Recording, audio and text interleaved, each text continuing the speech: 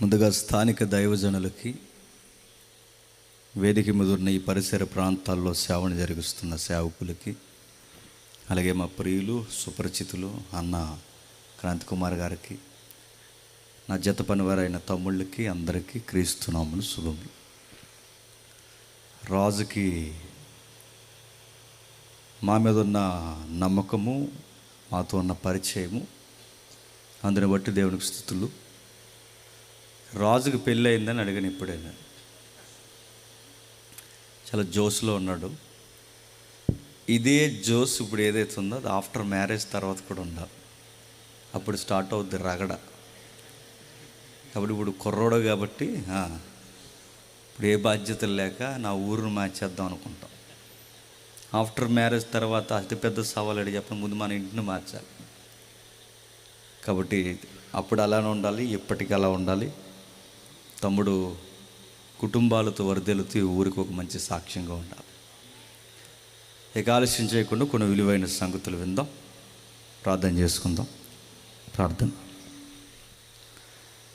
పరలోకమందున్న మా తండ్రి, తమ్ముడి ద్వారా కొన్ని విలువైన సంగతులు అందించారు. మరికొన్ని మాతో మాట్లాడండి. మీ సహాయం మాకు అవసరం, మీ కృప మాకు అవసరం. ఆలస్యమైన దాన్ని మరికొన్ని సంగతులతో మమ్మల్ని దర్శిస్తారని కోరుతూ క్రీస్తునామని ప్రార్థన సమర్పిస్తున్నాం తండ్రి, ఆమేన్.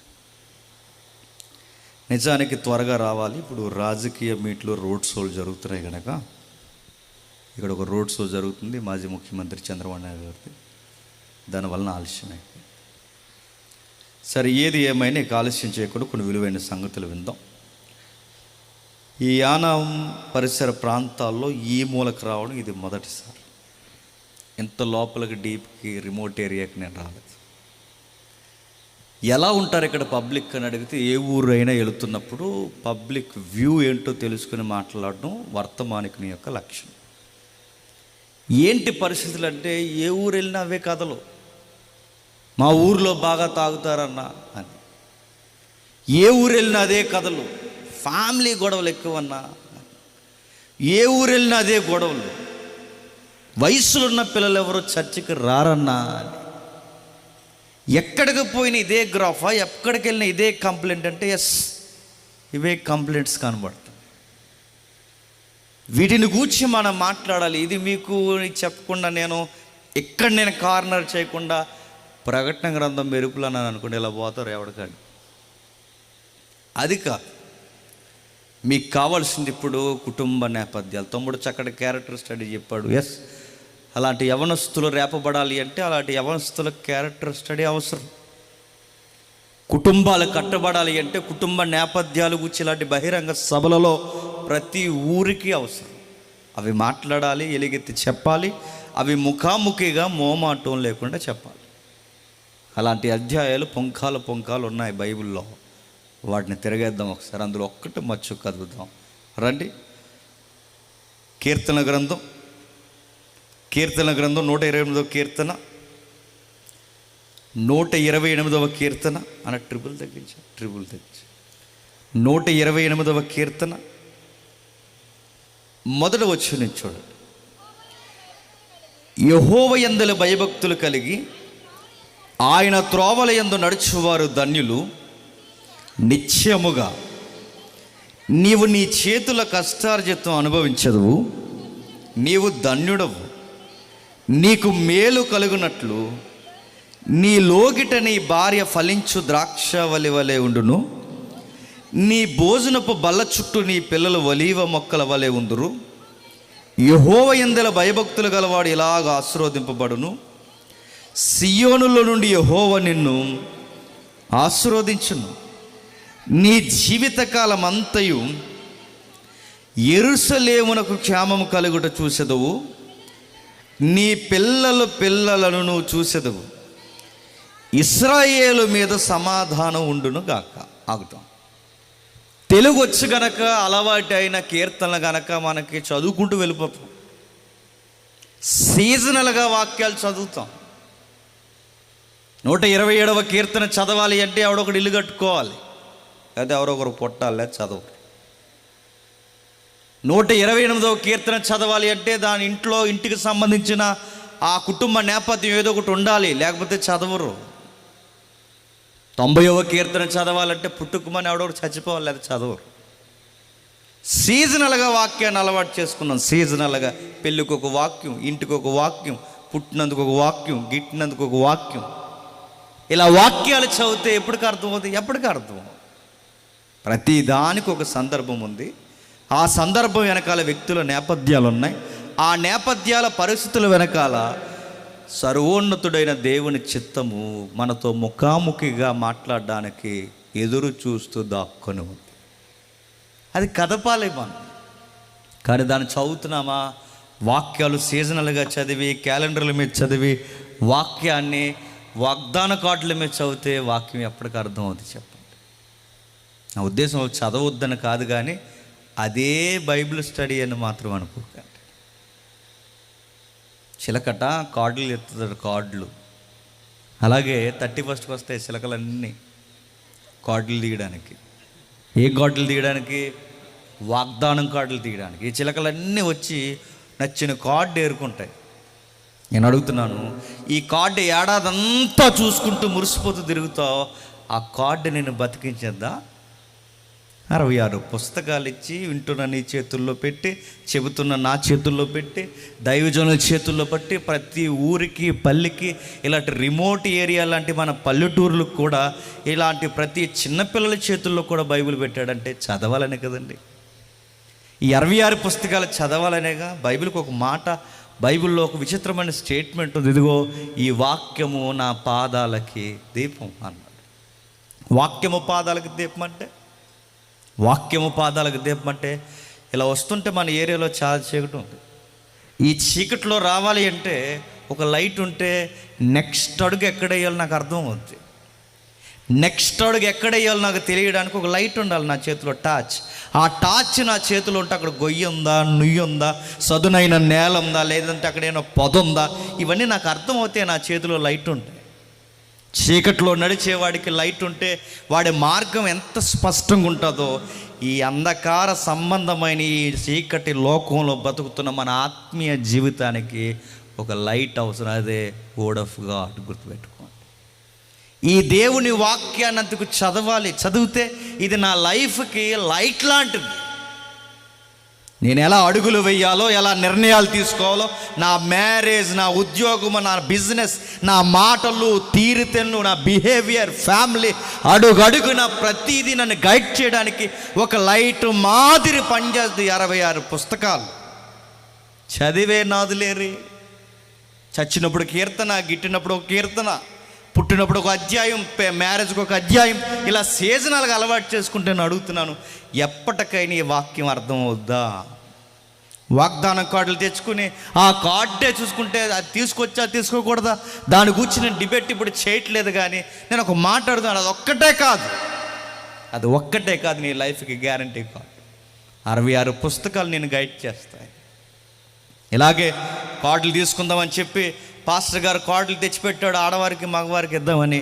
చిన్నపిల్లలు కొన్ని కార్డులు, ఆడవారు కొన్ని కార్డులు, మగవారికి కొన్ని కార్డ్స్ రెడీ చేసి పెడితే ఈ లోపల కంగారోడు ఎవడో ఆ కార్డులు కలిపేశాడు. ఆ కలిపేస్తే ఈ లోపల పాస్టర్ గారికి తెలియదు, ఆయన ఏదో వర్క్లో ఉన్నాడు. 31st అంటే కొన్ని పనులు ఉంటాయి కదా చర్చిలో, ఆ పనులు చేసుకుని కంగారులో ఉన్నప్పుడు ఈ కంగారోడు ఎవడో కార్డులు కలిపేశాడు. పాస్టర్ గారు తెలియదు, లైన్గా నిలబెట్టి కార్డులు ఇచ్చేస్తున్నాయి. ఈ లోపల ఆడవాళ్ళకి రావాల్సిన కార్డులు మగోళ్ళకి, మగోళ్ళు రావాల్సిన కార్డులు ఆడవాళ్ళకి పోయినాయి. అందులో ఒక కార్డు ఒక యవనస్తుడికి వచ్చింది. ఆడు కార్డు ఏమొచ్చింది చెప్పిన, వచ్చే ఏడాదికి 12 మగబిడ్డను కంటామని వచ్చింది. కంటాడా? సత్తాడాడు. కంటాడా? నేను అడుగుతున్నాను, ఈ పేక ముక్కలాట, ఈ సిలక జ్యోతిష్యం కార్డులేంటి? తీసుకున్న దాని అర్థం ఏంటి? తీసుకోవాలా తీసుకోకూడదని నా ఉద్దేశం కాదు. కానీ నువ్వు కార్డు మీద చదివినా, క్యాలెండర్ మీద చదివినా, నువ్వు ఎక్కడ వాక్యాన్ని చదివినా దానికి ఒక సందర్భం ఉంటుంది. ఆ సందర్భం 66 పుస్తకాలతో సంబంధం ఉంటుంది. దాని టెక్స్ట్ ఫాలో అయితే దేవుడు నీతో మాట్లాడతాడు. నీకు నచ్చిందంతా ఒక రెఫరెన్స్ బయటకు తెచ్చుకుంటే ఇదే నా ఏడాది కంటే సభవా అడుగుతున్నాను. ఒక ఉదాహరణ చెప్తాను వినండి. డైలీ మీటింగ్స్ ఇంటికి వెళ్ళే సమయానికి 2:30-3 అవుద్దండి డైలీ మీటింగ్స్. ఈ 2:30-3 లేదా 1 గంట ఈ మధ్య జరుగుతున్నప్పుడు మన రాజమండ్రికి కొవ్వూరు కంటే ఈస్ట్ గోదావరికి వెస్ట్ గోదావరికి ఒక బ్రిడ్జ్ ఉంది కదండి, రోడ్ కమ్ రైల్ బ్రిడ్జ్. కిందేమో వాహనాలు వెళ్తాయి, పైనేమో కిందేమో ట్రైన్ వెళ్తుంది, పైనేమో వాహనాలు వెళ్తాయి. ఆసియాలో అతిపెద్ద బ్రిడ్జెస్లో సెకండ్ ప్లేస్ థర్డ్ ప్లేస్ ఉంది దీనికి. చాలా లాంగ్ ఉంటుంది.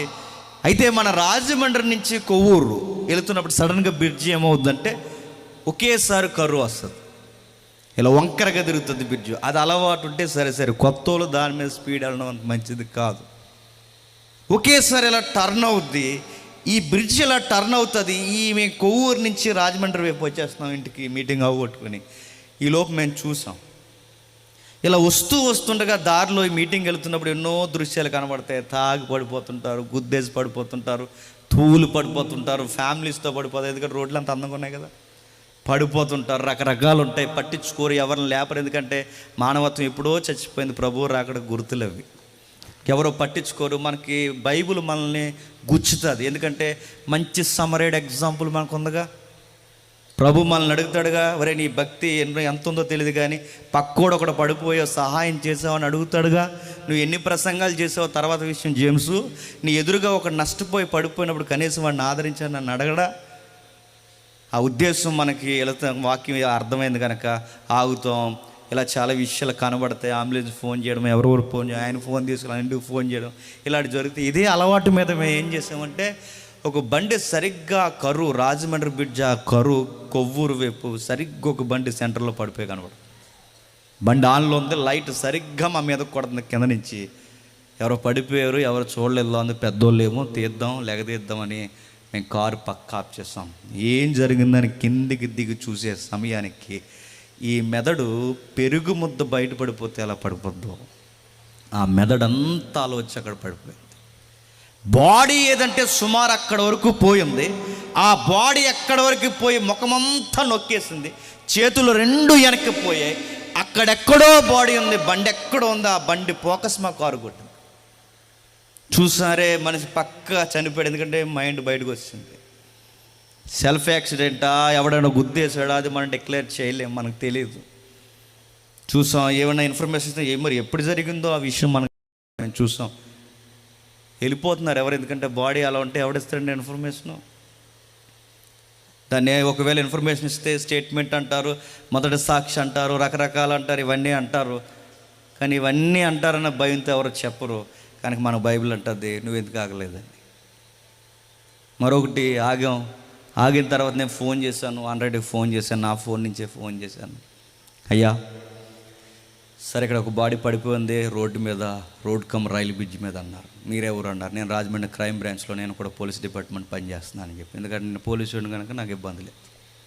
నేను ఫోన్ చేశాను, బాడీ పడిపోయింది సార్ అంటే 100 ఫోన్ చేస్తే 100 నుంచి డైరెక్ట్ కొవ్వూరు స్టేషన్కి వచ్చింది. కొవ్వూరు స్టేషన్ నుంచి ఆ రోజు నైట్ బీటులు వచ్చారు. వచ్చిన తర్వాత ఇంక ఈ లోపు వీళ్ళు రావడానికి లేట్ అయితే ఇంకా ఇన్ఫర్మేషన్ ఇవ్వడానికి ఏమైనా ఉంటుందేమంటే అక్కడ బ్యాగ్ ఉంది.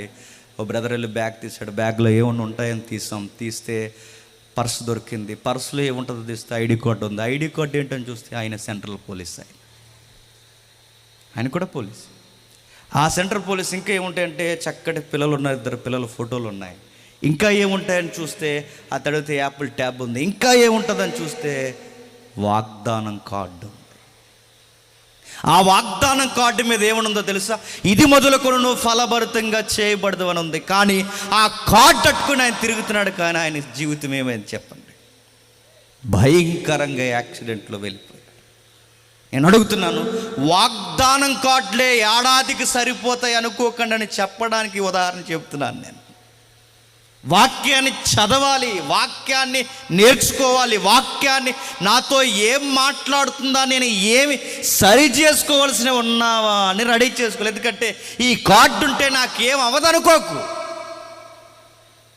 అలాంటి నమ్మకాలు తెచ్చుకొని ఇదిగో ఆ శిలక లక్షణాలు తెచ్చుకోకండి. ఎందుకంటే మీరు తీసుకోండి, మంచిగా ఉపయోగించుకోండి, కానీ ఇది ఉంటే చాలు నేను ఏమైపోయినా ఏం జరగదని మాత్రం అనుకోకండి, చెప్పలేం. అందుకే వాక్యం ఏదన్నా ఇప్పుడు చదివేప్పుడు తెలుగు వచ్చి కనుక టకా చదివేసిన ఏంటి అసలు ఈ కీర్తన కూడా ఏంటి, దీనికి ఒక సందర్భం ఉంది. ఈ కీర్తనల వెనకాల సందర్భాలు ఏంటి, దీని వెనకాల నిలువెత్తు అర్థాలు ఉన్నాయి. ప్రతి కీర్తనకు ఒక లైన్ ఇస్తాడు. ఆ లైన్ పైరు ఒక చిన్న అక్షరం చూడండి, యాత్ర కీర్తన. యాత్ర అంటే యానం నుంచి ఇక్కడికి, ఇక్కడి నుంచి యానం కాదు. యాత్ర అంటే ప్రయాణం అనకండి, ప్రయాణం అంటే మజిలీ అనకండి.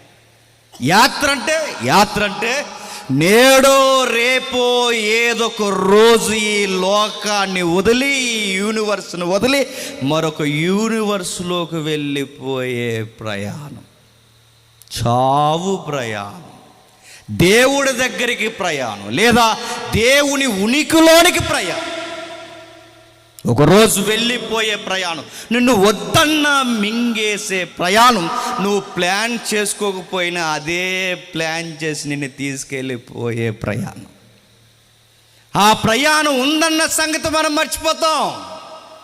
ఆ ప్రయాణం ఉందన్న సంగతి మర్చిపోయి సీరియస్గా కొన్ని విషయాలు ఈ ఉన్న జీవితంలో, అరే ఇది ఏదో ఒక రోజు ఆగిపోద్ది, దీని తర్వాత మనం ఎక్కడికి వెళ్ళాలి, ఎవరి ముందు నిలబడాలి, ఆ నిలబడిన తర్వాత ఆ దేవుడు అనే ఆ సృష్టికర్త మనల్ని ఏమడుగుతాడు, ఏం చెప్పుకోవాలి, ఇవేమి మనకు అవగాహన లేకుండా ఆ ప్రయాణంలో ఇరుక్కుపోయామో అసలు రగడప్పుడు స్టార్ట్ అవుతుంది. గుర్తుపెట్టుకోండి, నువ్వు ఇక్కడ ఎలా ఉన్నా నిన్నెవరు అడగకపోవచ్చు. ఈ ప్రయాణాల్లో, ఈ షికారుల్లో, ఈ మోజుల్లో, ఈ ఊర్లు, ఈ తిరుగుల్లో నిన్ను ఎవ్వరు లెక్క అడగపోవచ్చు. కానీ ఒక ప్రయాణం ఉంది, అది ఊరెళ్ళే ప్రయాణం కాదు, జీవితమే మారిపోయే ప్రయాణం. ఆ ప్రయాణం సరాసరి దేవుడి ముందు నిలబడే ప్రయాణం, నిమిషంలో నీ లెక్కలు తేల్చేసే ప్రయాణం, 60 ఏళ్ళ జీవితంలో ఏం చేసావని అడిగే ప్రయాణం. ఈ ప్రయాణాన్ని మనం మర్చిపోయి ఏటి వెనకాల పరిగెడుతున్నాం. అక్కడ రాస్తున్నాడు చూడండి, యాత్ర అన్న సంగతి మర్చిపోయి మనుషులు దేని కొరకు పరిగెడుతున్నారో తెలుసా? సంపాదన, సంపాదన, సంపాదన, సంపాదన. అడుగుతున్నాను, సంపాదనని శ్మశానంతో పట్టుకెళ్ళగలవా? అదే చెప్తున్నాడు అక్కడ. మొదటి అంశం రాస్తున్నాడు, ఆర్థిక పరిస్థితుల లావాదేవీల్లో పడిపోయి సంపాదించడం అనే ఉరుకులు పరుగులు వెనకాల పడిపోయి అసలు విషయం మర్చిపోతున్నారు. ఆ విషయం ఏంటి చెప్పండి? ఒక రోజు వెళ్ళిపోవాలన్న విషయం మర్చిపోతున్నారు. రెండవది, సంసారంలో కొట్టుకుపోతున్నారు, అదే లోకిటి భార్య. మూడవది, పిల్లలను పెంచడంలోనే మొత్తం పెట్టుబడి పెడుతున్నారు, అది మూడవది. నాలుగవది, ఆరోగ్య పరిస్థితులు కాపాడుకోవడానికే సరిపోతుంది ఆ సూత్రాలు అవి పాటించడం. ఇక ఏముందంటే, ఒకడు డబ్బులు సంపాదించడానికి యాత్ర మర్చిపోతున్నాడు, నెక్స్ట్ ఒకడు సంసారాన్ని చక్కబెట్టుకోవడానికి యాత్ర మర్చిపోతున్నాడు. అందుకే రాజుకి పెళ్ళి అయిందని అడిగాను నేను. మరొకడు పిల్లల్ని పెంచడంలో సరిపోతుంది, మరొకడికి ఆరోగ్యాన్ని కాపాడలో సరిపోతుంది. అంటే ఈ పనుల్లో పడిపోయి ఏం మర్చిపోతుందని చెప్పండి. ఇదే జీవితం అనుకుంటున్నాం. ఒక సగటి మానవుడికి భూమి మీద కావలసినవి ఈ 4 కొరకే ఆరాటము, ఈ 4 కొరకే పోరాటము, ఈ 4 కొరకే పరుగులు, ఈ 4 కొరకే ఎదుటోడుతో గొడవలు. ఆర్థిక పరిస్థితులు చెప్తున్నాడు, నిత్యముగా నీ చేతుల కష్టార్జితం అనుభవించాలంటే అక్కడ ఏముందో తెలుసా? ఇది నాది అనే ఫీలింగ్. దేనికిరా మీ ఇద్దరు గొడవ అవుతున్నాయి అంటే, యువతల నుంచి అవతలోడు, అవతల నుంచి యువతలోడు గొడవ పెట్టుకుంటున్నాడు. దేనికో? దడి కోసం గొడవ. ఈడి దడి లోపలికి పెట్టాడు. అడుగుతున్నాను, దడి అవతలోడు చచ్చిపోతాడు చెప్పండి? దడి అవతల దడి ఉంటుంది అంతే. దడ అవతలోడు చచ్చిపోతాడు, దడి అవతలోడు చచ్చిపోతాడు. మరి దడే ఉంటుంది.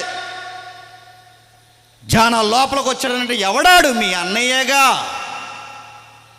ఆడి పక్క గదిలో ఉండక ఈ గదిలో కూడా మస్తున్నా ఎవడాడు? మీ తమ్ముడేగా. బాత్రూముల కొరకు, పక్క గదుల కొరకు, జానా నేల కొరకు గొడవలు ఎట్టేసుకుంటున్నారని అడుగుతున్నాను. ఎంతకాలం ఇక్కడ ఉంటారు? నువ్వైనా నేనైనా ఎగిరిపోతాం ఒకరోజు. దాని పేరు యాత్ర. గ్రాంధికంలో మనకి నైస్గా కనబడుతుంది కానీ ఆ వచనం నీ చావు యాత్ర, నిన్ను తీసుకెళ్ళిపోయే యాత్ర. ఆ రోజు సమకాలీన ఆ సందర్భంలో వాళ్ళకి యెరూషలేము యాత్ర అంటారు. ఇప్పుడు యెరూషలేము మనకి ఇజ్రాయేల్ కాదు చెప్పండి, దేవుని ముందుకు యాత్ర. ఆ యాత్రలో వెళ్ళిపోతాం. అందుకే నిశ్చయముగా నీ చేతుల కష్టార్జితాన్ని అనుభవించాలి. డబ్బులు ఎలా అయినా సంపాదించారు, నేను సీరియస్గా చెప్తున్నాను. డబ్బులు సిగ్నల్ దగ్గర నిలబడి అడుక్కున్న డబ్బులు సంపాదిస్తారు. సుమారు ముంబైలో అతిపెద్ద రిచెస్ట్ భిక్షగాడు ఉన్నాడు తెలుసా? కొన్ని కోట్లు ఉన్నాయంట, కోట్లు భిక్షగాడి దగ్గర. వాళ్ళ పిల్లలు యూఎస్ఏలో పిహెచ్డీలు చేస్తున్నారు, ఆయన పిల్లలు ఇంజనీరింగ్ చేస్తున్నారు, అపార్ట్మెంట్స్ రెంట్కి ఇస్తున్నాడు. కానీ ఉదయాన్నే వచ్చేస్తారంటే ఎక్కడికి? ఎలా వచ్చేస్తారు సార్ అక్కడికంటే? ఆయన అన్నాడు, ఇది నా వృత్తి. చెప్పండి, నేను దీనిలోనే ఎదిగాను, దీనిలోనే బతుకుతున్నాను, దీనివల్లనే నేను కోట్లు సంపాదించాను, దీనివల్లనే నా కుటుంబం పోషింపబడుతుంది, నన్ను ఎదిగించిన ఈ భిక్షాట్ నేను మారనని. సుమారు కొన్ని కోట్ల ప్రాపర్టీ ఉందని అడుగుతున్నాను. అడుక్కుని తినైనా డబ్బులు సంపాదించవచ్చు అంటే సంపాదించవచ్చు. ఎదుటోడి నెత్తి మీద 10 రూపాయలు అన్యాయంగా లాగేచ్చు అంటే లాగేచ్చు. ఎందుకు లాగట్లేదండి? సారా అమ్మి లాగేస్తున్నారు, బెల్ట్ షాపులు ఇట్లా లాగేస్తున్నారు. నేను అడుగుతున్నాను, దొంగ వ్యాపారం అక్కడికక్కడ 10 రూపాయలకు అబద్ధాలు ఆడేస్తున్నారు, రకరకాల మాటలు మార్చేస్తున్నారు. చిన్న చిన్న వ్యాపారాలు, పెద్ద పెద్ద వ్యాపారం, డబ్బులు ఎలా అయినా సంపాదించడం ఈ రోజుల్లో సులువైపోయింది. అక్కడ వరకు ఎందుకు? నీకు మెసేజ్ పంపుతారు, మెసేజ్ అని చెప్పినా నీకు పర్సెంటేజ్ వచ్చింది, ఆఫర్ వచ్చింది, జస్ట్ నొక్కండి, క్లిక్ చేయండి, కామెంట్ చేయండి, నొక్కేస్తాం, కంగారు చేతి వచ్చేస్తుంది అనమాట. పోతే డబ్బులు అంతే. ఇదిగో మీకు ఈ ఆఫర్ వచ్చింది, ఆ ఆఫర్ వచ్చింది, తీసుకోండి, మీకు లోన్ యాప్ వచ్చింది అనగానే ఊరకు ఒక 2 ఏళ్ళు ఇస్తున్నాడు, నొక్కేస్తావు. ఏమవుద్ది? ఆడు నిన్ను నొక్కేయడం స్టార్ట్ చేస్తారు, పోతాయి. డబ్బులు చాలా ఈజీగా సంపాదించు. కానీ నువ్వు డబ్బులు ఎలా సంపాదిస్తున్నావు అన్నది కాదు షరతు, నువ్వు ఎలా పోగేస్తున్నావు అన్నది కాదు షరతు. నువ్వు సంపాదించింది యథార్థత లేకపోతే తినగలవా? అది నా ప్రశ్న. డబ్బులు సంపాదించి ఎలాగైనా సంపాదిస్తావు, కానీ సంపాదించి పోగేసింది తినగలవా? అది నీ ఒంటికి మంచిదా?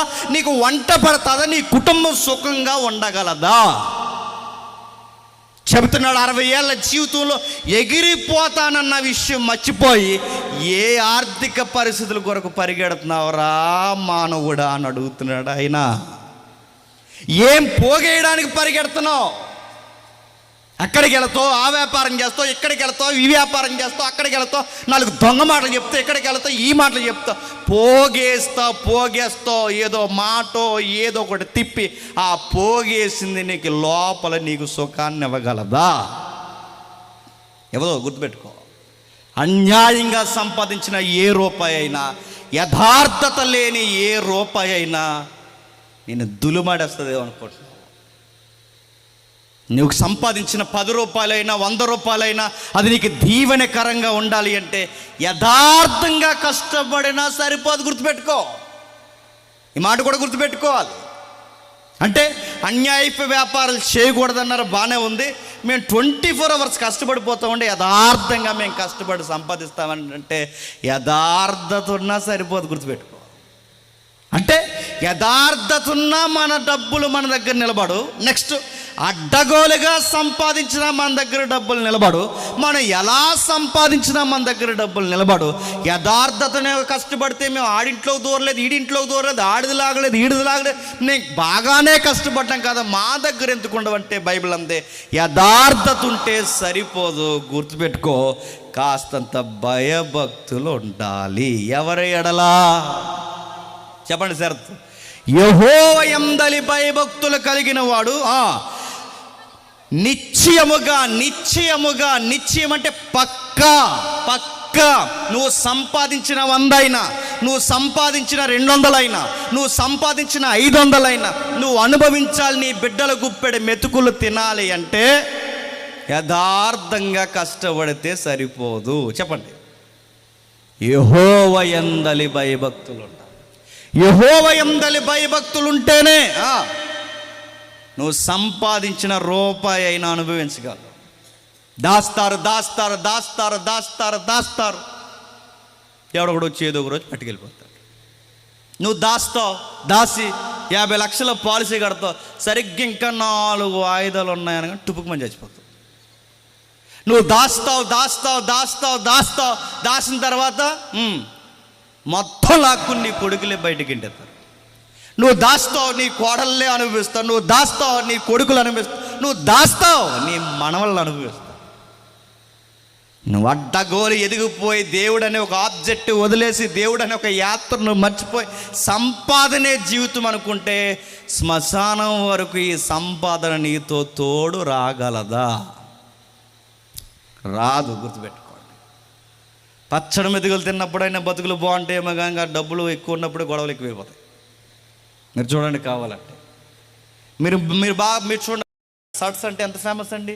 Raymond ads, Raymond shirts, Raymond suits, Raymond shops. ఆ రైమండ్ యాడ్స్ ఎప్పుడైనా చూడండి, చాలా డిఫరెంట్గా ఉన్నాయి. నాకు రైమండ్స్ యాడ్స్ అలా చూస్తే, ఎందుకంటే అలా ఫోటోకి ఇచ్చే స్టిల్లో ఉండదు. రైమండ్స్ యాడ్స్ చాలా డిఫరెంట్గా న్యాచురాలిటీ ఉంటుంది. అది ఎలా ఉన్నదంటే చాలామంది పోజులు ఇస్తారు, చక్కగా ఎలా చూసి ఎదురుగా కెమెరా కొంచెం నవ్వండి నవ్వేసినట్టు ఉంటుంది. ఇది పక్క ఫోటో తీసుకుని అర్థమవుతుంది. కానీ ఆ యాడ్స్ అలా ఉండవు. ఎవరో ఫ్రెండ్స్ అందరూ కూర్చొని మాట్లాడుతున్నట్టు, నవ్వుకుంటున్నట్టు, ఇలా పిల్లల్ని ఒళ్ళో కూర్చొని న్యాచురల్ యాడ్స్ అంటే ఒక క్రియేటివిటీ ఉంది వాళ్ళకి. ఆ మేధావి ఆ కంపెనీ స్టార్ట్ చేసినాడు. కానీ విషయం చెప్పిన కోట్లు సంపాదించాడు, రకరకాల షాపింగ్లు పెట్టాడు, యాడ్స్ అదరగొట్టేశాడు. రైమండ్స్ అంటే బ్రాండ్కే బ్రాండ్ అంబాసిడర్లు వ్యవహరించింది. కానీ ఈరోజు మొత్తం సంపాదన గ్రాస్ అంతా కొడుకులు లాక్కొని రైమండ్ అధినేతను పక్కకి గెంటేశారు. ఏడుస్తే ఇంటర్వ్యూ చేస్తున్నాడు. ఎంత కష్టపడితే సుఖం ఉంది, ఏముంది సారు, నా జీవితం ఈరోజు నాకు ఈ డబ్బు వల్లే ఎవరో నాకు తోడలేరు, దీనివల్ల ఈరోజు ఎవరు తోడలేరు, బాధపడుతున్నాడు. అంటే డబ్బులు సంపాదించడమే కాదు, అది కాస్త తినగలిగేంత దయ ఉండాలి. బైబిల్ ఏముందో చెప్పినా, అన్నిటికన్నా గొప్ప సంగతి ఏంటంటే మనం కష్టపడిన ఆహారము యెహోవా సెలవు లేకుండా తినుట ఎవనికి సాధ్యం అన్నాడు. ఈరోజు మా ఆవిడ బాగా కూర వండిందంటే మీ ఆవిడ గొప్పతనం కాదు, గుర్తెట్టు చెప్పు. ఆయన సెలవు ఇచ్చాడు కాబట్టి ఆవిడ వండింది, లేకపోతే వండగలదా? ముందు స్టవ్ మీద పడిపోద్ది ఆవిడ.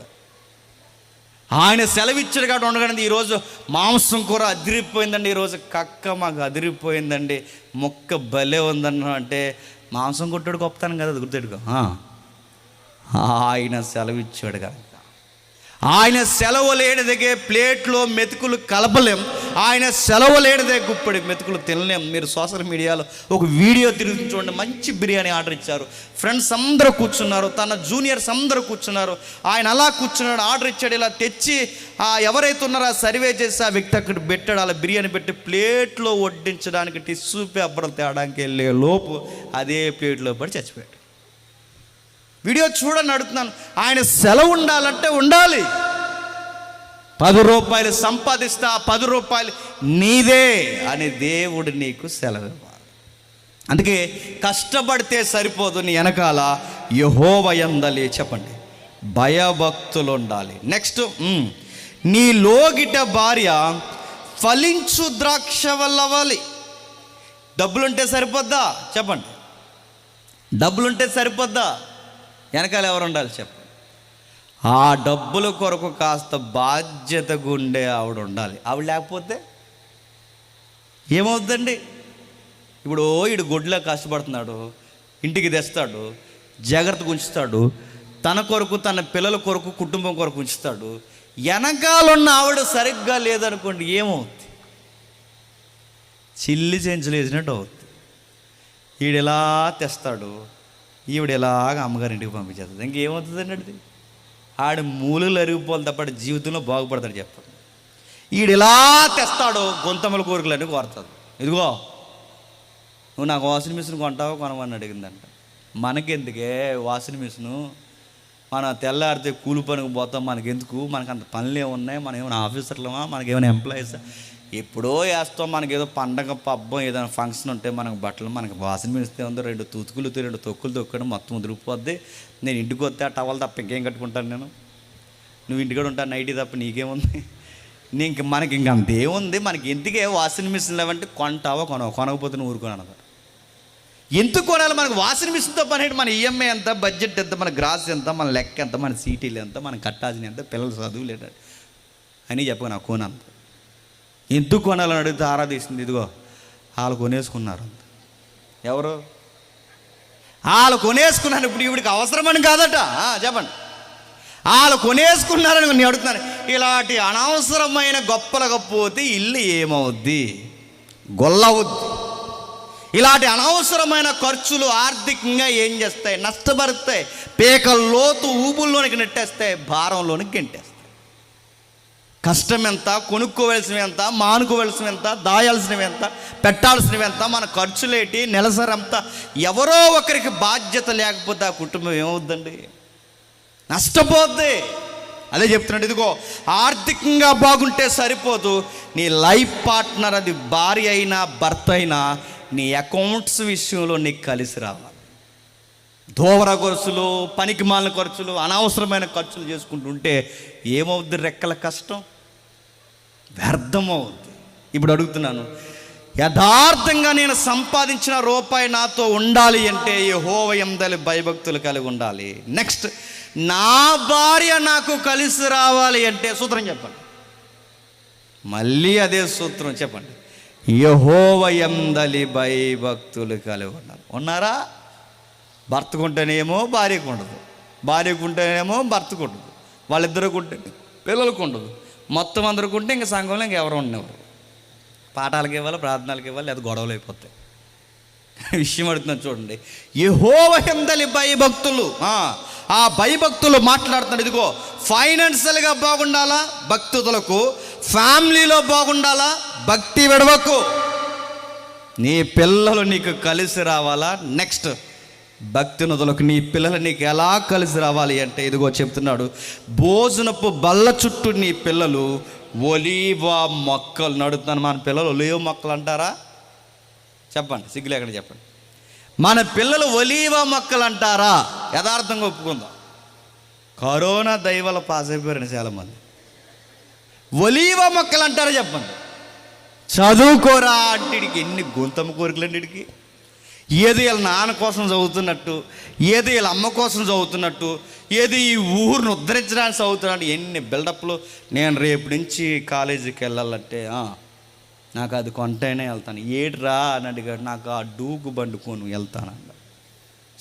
చేలో మోటార్లా వస్తుందండి సౌండ్. అది ఆ డూకు అది కొంటేనే వెళ్తాను నేను. అది కొంటావా కొనవా? అది కొంటేనే వెళ్తాను. నువ్వు కొనకపోతే వెళ్ళకపోతే అడుగుతాను. ఎవరికి నష్టం? సరిగ్గా మన పిల్లలు ఎక్కడ దొరుకుతారో భోజనం వాళ్ళ దగ్గర టైం దొరుకుతారు. సరిగ్గా భోజనం వాళ్ళ దగ్గరకు వచ్చి ఏమంటారు చెప్పిన? సార్ ఎవడు కాయమన్నాడు అంటే మీ అయ్యి కాయమన్నాడు. ఎవడు కాయమన్నాడు? సార్ ఎవడు కాయమన్నాడు? ఈ కూర ఎవడమన్నాడు? నేను తింటాను, నా తోటకూర అన్నాడు. మరి ఏ కూర తింటావు? ఆఫీసర్ గారు నెలకు లక్ష రూపాయలు తెస్తున్నారని ఈయనకి ఏం కాయకూడదట? సారు కాయకూడదని అడుగుతున్నాను. యథార్థంగా అర్థం చేసుకున్న పిల్లలైతే ఏమంటారండి? మా అమ్మ నాన్న కూలో నాలో చేసి, మా అమ్మ నాన్న ఎక్కడో ఎండలో కష్టపడి ఎండకి వానకి తడిసి, మా అమ్మ అక్కడ ఆ పుల్లల పొయ్యి దగ్గర లేదా ఆ గ్యాస్ దగ్గర బగబగా మండి ఈరోజు ఈ పూటకి అన్నం వండారు, వాళ్ళు తినకుండా మాకే వడ్డిస్తున్నారే అని అర్థం చేసుకున్న కొడుకులు నోరు మూసుకుని ఏది పెడితే అది తింటారు. మా అమ్మ నాన్నకి నేనైనా మంచి భోజనం పెట్టాలని యథార్థత ఎరిగిన వాడు, భక్తి ఎరిగిన వాడు తల్లిదండ్రులని మంచిగా చూడాలని జాగ్రత్తగా చదువుకుంటాడు. యథార్థత లేనివాడు, భక్తి లేనివాడు ఏం చేస్తాడు? అది ఎందుకుంటావు, ఇది ఎందుకుంటావు అని భోజనం వాళ్ళ దగ్గర నడుతాను. ఎంత అడావడి చేస్తారండి. నేను తిన్నాం అంటాడు. బాబు నీకు ఆమ్లెట్ వేస్తాను, అలా అనకరా అన్నారు. అయ్యే వద్దు, తినకపోతే మానేరా, డొక్కలు ఎండిపోతాయని చెప్పండి. నేను తిన్ను అంటాడు. తినకపోతే మానే, రేపు కూడా తినకు, సాయంత్రం కూడా వద్దా చెప్పు, ముందు చెప్పు అని అడగండి అడుగుతున్నాను. మనం అడగం బాబు అంటే ఆడే ఏమో గ్రూప్ 1 ప్రిపేర్ అవుతున్నాడా? కరోనా వల్ల పాస్ అయ్యాడు. నడుతున్నాను ఏం లేదు. ఆడికి టాలెంట్ లేదు, ఆ డ్రెస్ కోడ్ ఏంటి, ఆడి వ్యవహారం ఏంటి, ఆడి బైక్ తోలే విధానం ఏంటి, వీడు ఈడిస్తాడు, వీడికి 2 ఎక్కం తప్ప 2 11 ఎంత తెలియదు వీడికి, వీడి వ్యవహారం ఏంటి. ఒక కాంపిటేటివ్ ఫీల్డ్లోకి దించితే కనీసం ఆ కాంపిటేటివ్ ఫీల్డ్లో బ్లడ్ రిలేషన్ లెక్కలైనా చేయగలడా? ఏవి ఎవరిని బెదిరించడానికి? నేను ఎత్తున్నట్టు నీ చేతిలో టాలెంట్ ఏముందిరా? ఆ సినిమా సాంగ్లు వినడం తప్ప, ఆ రీల్స్ చూడడం తప్ప, ఆ ఫేస్బుక్ నీ పనికి మాలిన పుస్తకంలో ఒకటి ఆ లైక్లు షేర్లు ఫోటో అప్లోడింగ్ తప్ప, నీ పనికి మాలిన వాట్సాప్ స్టేటస్లు పెట్టుకోవడం తప్ప నేను అడుగుతున్నాను, నీకు ఏం టాలెంట్ ఉంది? ఇప్పటికిప్పుడు మీ నాన్న పాడి కట్టిన, ఇప్పటికిప్పుడు మీ అమ్మ వయసు అయిపోయినా నువ్వు బతకగలవా? రోడ్డు మీద నిలబడి బెదిరించేస్తారు భోజనం వాళ్ళ దగ్గర. ఆడపిల్ల కూడా ఈ మధ్య రెక్కలెస్ యాటిట్యూడ్ నేర్చుకున్నారు. తిన్నా కంచాలు తీయట్లేదు. తీయాలి కదండి. ఏవే ఆ బ్యాగ్ అక్కడ పడేసి అదిగో నాన్న తిన్నాడు, తమ్ముడు తిన్నాడు, 2 కంచాలు కడిగంటే ఇవిడు అందట ఏంటి నన్ను గిన్నెలు కడగమంటావు షట్ అన్నాడు. మరి ఏం కడుగుతావు? వజ్రాలు కడుగుతావా? ఏం కడుగుతావు? నేను గిన్నెలు ఈవిడి బోర్డు ఇంటర్మీడియట్, మళ్ళీ ఈవిడ కరోనా వల్ల పాస్ అయింది. ఈవిడ ఏమందట, నేను గిన్నెలు కడగాలి, నేను కడగను అంటే నేను గిన్నెలు కడుగుతాను. మరి ఎలా కడుగుతావు? గిన్నెలుగా నడుతున్నావు. ఆడపిల్ల రేపు పొద్దున ఇంటికి వెళితే ఎవరిని అడితే చెప్పినా నీకు గిన్నెలు కడగరాక, కూరలు రాక, ఏవి రాకపోతే నడుగుతాను. ఎవరిని అడుగుతారు? లేదండి నేను అలా ఆ టెక్ అండి, ఈ టెక్ అండి, బీ టెక్ అంటే నువ్వు ఏ టెక్ అయినా ఇంట్లో వండాలిగా, ఏదైనా వండాలిగా, భర్తకు వండాలిగా, పిల్లలకు వండాలిగా. లేదంటే యూట్యూబ్లో చూస్తుంటుందంటే ఈ ప్రయోగాలు ఎవరి మీద చేస్తావు అడుగుతున్నాను నేను. చచ్చిపోతాడు వాడు. ఎవరి మీద చేస్తావు అడుగుతున్నాను. పిల్లలు ఈరోజు తల్లిదండ్రులు కలిసి వచ్చే ఒలియ మొక్కలేటండి. కొంతమంది పిల్లలను చూసి తల్లిదండ్రులు అంటున్నారు, ఏమని చెప్పిన, ఒరే మీరు పుట్టకముందే మాకు చేతి ఆడేదరా, మీరు పుట్టకముందే కాస్త డబ్బులు ఆడేవరా, మీరు పుట్టకముందే ఇప్పుడు మెతుకులు మీరు పుట్టారా, వ్యర్థమైన ఖర్చులు రా, ఏం ఉపయోగం అని కంటదడి బిడ్డ తల్లిదండ్రులు లేరు చెప్పు, ఏడ్చేవాళ్ళు లేరు చెప్పినారు తల్లిదండ్రులకి. అలాంటి పిల్లలందరికీ చెప్తున్నాను, ఇదిగో నీ లోగిటి భార్య నీ ఆర్థిక పరిస్థితులు బాగుండాలి అంటే యెహోవా యందు భయభక్తులు కలిగి ఉండాలన్నది ఎంత వాస్తవమో, నీ పిల్లలు కూడా కలిసి రావాలంటే నీ పిల్లలకి పక్కా ఉండాల్సిందేంటి చెప్పు, నీకు పక్కా ఉండాల్సిందేంటి చెప్పు. యెహోవా యందు భయభక్తి అంటే ఒక ఫ్యామిలీ 60 ఏళ్ళ జీవితంలో ఈ 4 విషయాల్లో వర్ధిల్లాలి అంటే సూత్రం చెప్పండి. యెహోవా యందు భయం. ఇక ఈ రాష్ట్రం లేదంటే వేరొక ఆధారం లేదు, వేరొక తెలివితేటలు లేవు. భయము భక్తి, దేవుడు, రాజ్యము, సువార్త, ఇలాంటి సభలు, ఇలాంటి సంఘాల్లో సహవాసాలు, దైవజనుల కార్యక్రమాల్లో కలుసుండాలు, కాస్త సంఘంతో మమేకమవ్వడం, ఊరు కొరకు నీ మార్పు, నీ వీళ్ళ మార్పు కొరకు ఆలోచించడం, ఈ భయము భక్తి ఎవరైతే కొనసాగిస్తారో నువ్వు నడిచిన కాడ, నువ్వు పట్టిన కాడ దేవుడు దీవులను కుమ్మరేస్తాడు. గుర్తుపెట్టుకో. నీకు ఏ విధానం, ఏ సమయానికి ఏం కావాలో ఆయన సిద్ధపరుస్తాడు. గుర్తుపెట్టుకో. ఇది వదిలేస్తాం. ఈ 60 ఏళ్ళ జీవితంలో ఒకరోజు వెళ్ళిపోవాలి, మనం ఎంత సంపాదించినా ఈ దేవుడని ఆయనకి ఏం చెప్పుకోవాలని ఉందా భయం? సంపాదనలోనే పడిపోతున్నారు, సంసారంలోనే పడిపోతున్నారు, పిల్లల్ని పెంచడంలోనే పడిపోతున్నారు.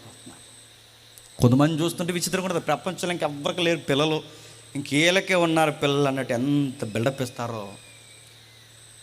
వాడిని స్కూల్కి తీసుకెళ్ళడం, వాడిని స్కూల్ నుంచి తీసుకురావడం, వాడికి శాఖలు పెట్టడం, వాడికి ఇలా పెట్టడం, వాడిని మొత్తాలు చేయడం, ఇలా చేయడం, వాడిని పెంచడం, వాడికి బతిలు చేయడం, వాడికి జ్ఞాపకం పెట్టుకోవడం, మళ్ళీ ఆడు ఎదిగిన తర్వాత చొక్కాలు మార్చడం, అవి మార్చడం, ఆడికి సోకులు తెచ్చడం, మళ్ళీ ఆడికి పెంచడం, కాలేజీలు, చదువులు, ఆడిని చక్కబెట్టడం, ఆడి పెళ్ళి, వాడి ఉద్యోగాలు, మళ్ళీ ఆడి భార్యకి, ఆడికి ఎక్సెట్రా ఇవన్నీ చేస్తూ ఉంటే ఈ లోపు నువ్వేమన్నా రోబోట్ వాళ్ళ ఉండడానికి ఏమవుద్ది చెప్పు?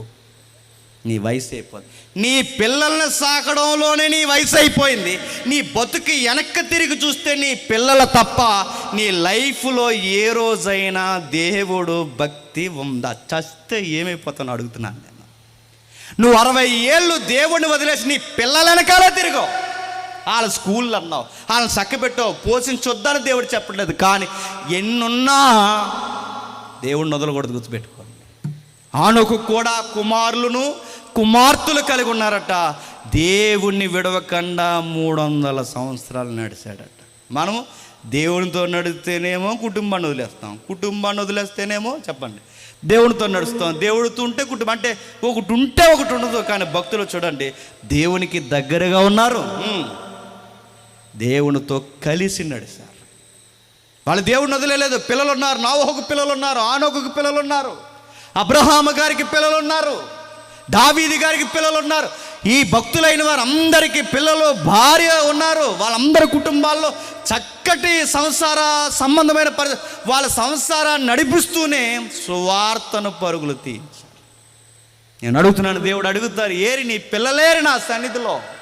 ఏది నీ భార్య, ఏది నీ భర్త, ఏది మీ కుటుంబం ఏదని అడిగితే, ప్రభువా రాలేకపోయాం ప్రభు అంటే దేవుడు అంటాడు, అందుకే రా నీకు ఇవ్వలేకపోయాను అంటాడు. ఏంటి చెప్పండి?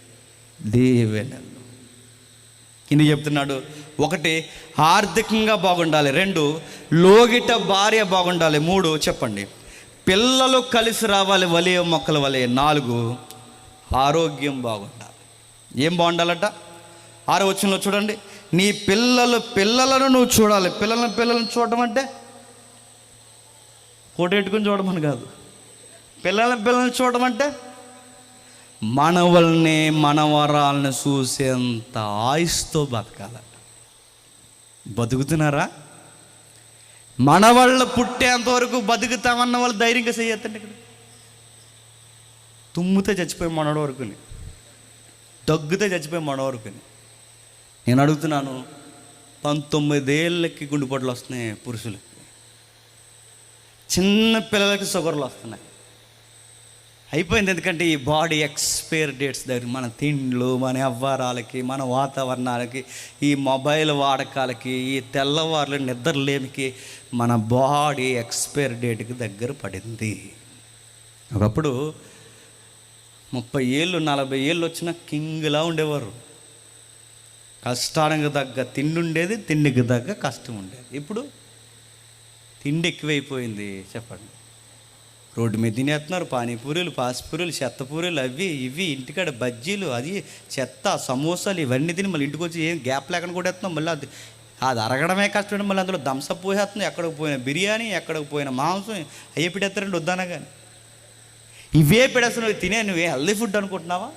బిర్యానీ అంటేనే అరగడం కష్టం. దాంట్లో వాడిని ఎసెన్స్ బట్టి, పైగా దానికి ఏం కలుపుతాం మనం? థమ్సప్ కలుపుతాం. అందుకే ఈరోజు చూడండి, ఇంకా పెళ్ళిగాని కుర్రోళ్ళు మీరు చూడండి. ఒకప్పుడు పెళ్ళయి 30 ఏళ్ళు 40 ఏళ్ళు ఉన్న వాళ్ళకి ఇప్పుడు మీకు 2 పిల్లలా అనేవారు. అలా లేరండి అనేవారు. ఇప్పుడు నీకు ఇంకా పెళ్ళి అవ్వలేదా అంటున్నారు. అవి అవుతుందా అంటున్నారు. ఎందుకంటే ట్యాంక్ వచ్చింది. ఇంత ట్యాంక్ ఇలా తిరుగుతున్నాడు. 6 months ప్రెగ్నెంట్ లేడీలాగా. ఎంత ట్యాంక్ అని అడుగుతున్నాను. అంత ట్యాంక్ సిగ్గేయట్లేదు. నేను చాలామంది అడుగుతారు, సిగ్గేయట్లేదు నీకు సొక్క వేసుకున్నప్పుడు అంటాను. ఎందుకంటే ఇప్పుడు పని తక్కువ, చెప్పండి, తిండి ఎక్కువ. ఇప్పుడు కష్టాన్ని తగ్గ పని ఉండేది. ఎంత తిన్నారో అంత పని చేసేవారు, అంత తినేవారు. ఇప్పుడు పని ఏదండి, వర్క్ లేవండి, కష్టపడాలన్న తత్వం ఏదండి. ఒక్కొక్కడేమో తినేసి ట్యాంక్ బందరు, ఒకడు మొత్తం తినకండి ఇలా వంగిపోతాడు ముందుకు. ఇలాగా నేను అడుగుతున్నాను, చూస్తామా? మనవల్ని మనవరాలని చూస్తామంటారా? లేదండి, మేము చూస్తామండి, అందరిలా కాదండి, మేము 6 ప్యాక్ 0 ప్యాకులు మెయింటైన్ చేస్తున్నాం, మేము చూస్తామండి. అంటే 0 ప్యాకులు చేసిన వాళ్ళందరూ బతికేస్తున్నారా? 6 ప్యాక్ మెయింటైన్ చేసిన వాళ్ళందరూ బతుకుతారు. జిమ్ రూమ్లో చచ్చిపోతారు. వెళ్ళి చూడండి. రోడ్ల మీదకి వెళ్ళి మార్నింగ్ వాక్, ఈవినింగ్ వాక్ చేస్తున్నారు. వాకింగ్ చేస్తే బతికేస్తారా? యెహోవా యందలి భయభక్తులు లేకుండా ఇవన్నీ చేస్తే బతికేస్తారా? బతికేస్తాం అనుకుంటున్నారు. మేము మొలకెత్తిన విత్తనాలు తింటున్నామంటే విత్తనాలు తింటే బతికేస్తావా? అడుగుతున్నాను. మనకైనా ఎక్కువ తింటుంది విత్తనాలు. అది ఏంటి బతికేస్తుందా? నేను ఎవరా అన్నారు. నా క్వశ్చన్ నాకు తెలియదు, మామూలుగా అడుగుతున్నాను నేను. ఒకవేళ తప్పు అయితే నన్ను సరి చేయండి. చేపలు తింటే ఎక్కువ కాలం బతుకుతారన్నారు. నాకు క్వశ్చన్ వచ్చింది, చేప ఎంతకాలం బతుకుతుందని. ఎందుకది 3 నెలలు బతుకుతుందట, 4 నెలలు, 3 నెలలు బతికేది. చెప్పండి, అదే బతకట్లేదు, మనం బతికేస్తున్నాడు. ఒకవేళ బతికితే బతికారు, ఎంతకాలం బతికేస్తారు చెప్ప?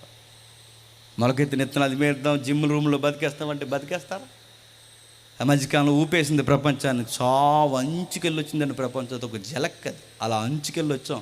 కరోనా. అందరూ ఆ కరోనాకి గడగడ వణికిపోయారు. ఆ టైంలో సూత్రాలు కనిపెట్టారు. సూత్రాలు ఏంటి చెప్పిన ప్రధానులు, మంత్రులు వీళ్ళందరూ కలిసి కరోనాని తరిమేయాలనుకుంటున్నారని మన వాళ్ళు కూడా కొన్ని కొత్త పాటలు కనిపెట్టారు. తొక్కండి తొక్కండి అని. అది మనం తొక్కేసి వెళ్ళిపోయింది. నేను అడుగుతున్నాను, పాటలు పాడేది వెళ్ళిపోద్దా? సూత్రాలు చెప్తే వెళ్ళిపోద్దా? మంత్రులు అండి, దేశ మంత్రులు చెప్పారండి. ఏమని చెప్తున్నా, ఇదిగో కరోనాకు మన నినాదం తెలిసి దాన్ని మనం దేశం నుంచి ప్రాళదోలదాం అన్నారు. ఏం చేయాలి సార్ అంటే, కంచాలు తండి, గ్లాసులు తండి, సాయంత్రం మేడెక్కండి, గట్టిగా అందరూ ఒకేసారి 7 గంటలకు కరెంట్ ఆఫ్ చేసి మేడెక్కి ఒకేసారి టంగ అని కొట్టి కరోనా పో అన్నారట. అలా వచ్చింది ఇంటికి. అది ఆడి సాంగ్ ఈడికి, ఈడి సాంగ్ ఆడికి తగిలి పోటు వచ్చేసిందండి. పోని అడుగుతున్నాను, గ్లాసుకి ఇచ్చి కొడితే బతికేస్తావా? కంచం గ్లాస్ ఇచ్చి కొడితే బతుకుతావా? సూత్రం చెప్తే పోతా, పాట పాడేస్తే బతికేస్తావా? మనిషి బతకాలంటే గుర్తుపెట్టుకోండి, యెహోవా యందలి భయభక్తులు. ఫ్యామిలీ డాక్టర్ ఉన్న బతికే గుర్తుపెట్టుకోండి, ఆయన చిత్తానుసారంగా నడిచినాడు బతుకుతాడు. ఎంతకాలం మోసే జీవితం. ఇంటికి వెళ్తారు చదవండి. మోసే చనిపోయే సమయానికి ఆయన సత్తువ తగ్గలేదు, ఆయన కంటి చూపు మందగించలేదు. బాడీ ఇంకా ఫిట్ కరెక్ట్గా ఉందంట. అంటే ఏమర్థమవుతుందో చదువుతుంటే, ఆయన అనుకున్నంత కాలం ఆయన పిల్లలు బతుకుతారు అంతే. ఆయనను నిర్ణయించినంత కాలం బతుకుతారు. అలా అని ఏది పడితే తినేమని, ఏది పడితే అది వాడేమని కాదు. నీకు మేధాశక్తి, లాజిక్ ఇచ్చాడు కనుక ఇవి పాటిస్తూనే నువ్వు యెహోవా యందలి చెప్పండి భయభక్తులు కలిగి.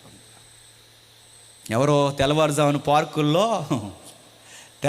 పార్కుల్లో ఈ వయసు అయిపోయిన వాళ్ళందరికీ సూత్రం చెప్తారు. రే ప్రతిదానికి కాపాడకండి రా, ఆయుష్ తగ్గిపోద్ది అంటారు. ప్రతిదాని సీరియస్ కొంచెం నవ్వండి రా అన్నారు. నవ్వు సీరియస్ కొంచెం నవ్వు అన్నారు.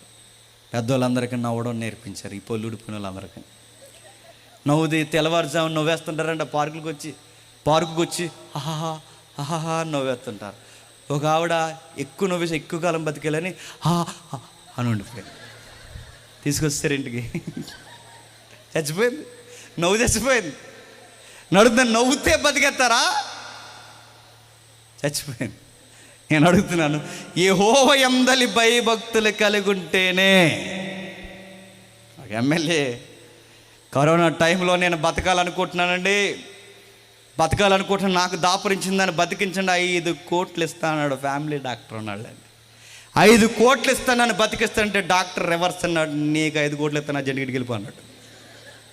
ఎందుకంటే బతికించిన డబ్బు బతికించదు, డాక్టర్లు కాదు, ఆయన సెలవు అన్నారు. చెప్పండి, యాత్ర మర్చిపోయాం, బతికేయాలనుకుంటున్నాం, కానీ ఒకరోజు వద్దని నా యాత్ర ఒకటి ఉంది రెడీగా ఉంటాం.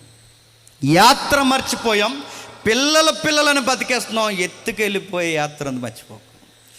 ఆర్థిక పరిస్థితుల్లో బతికేస్తున్నాం, యాత్ర ఉందని మర్చిపోకు. సంసారంలో కొట్టుకుపోతున్నాం, యాత్ర ఉందని మర్చిపోకు.